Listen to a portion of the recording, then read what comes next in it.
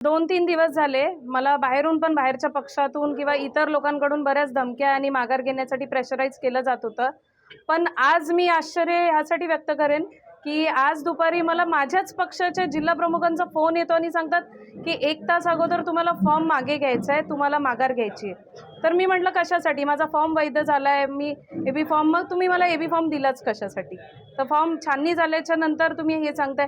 काल त्यांनी मला 5 तास, मला या ताईंना 5 तास आम्ही मातोश्रीवर होतो.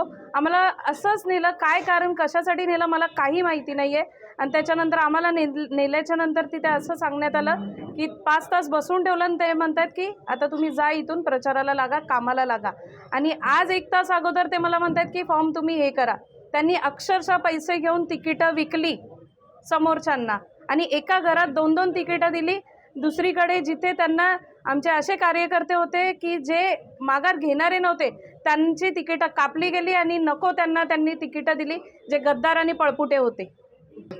नक्कीच पक्षाने उद्धव साहेबांनी खरंच त्यांच्यावर कारवाई करावी आणि त्यांच्यावरती काय योग्य ते हकालपट्टी आमचे सगळे जे कार्यकर्ते म्हणतात की त्यांची हकालपट्टी ही झालीच पाहिजे.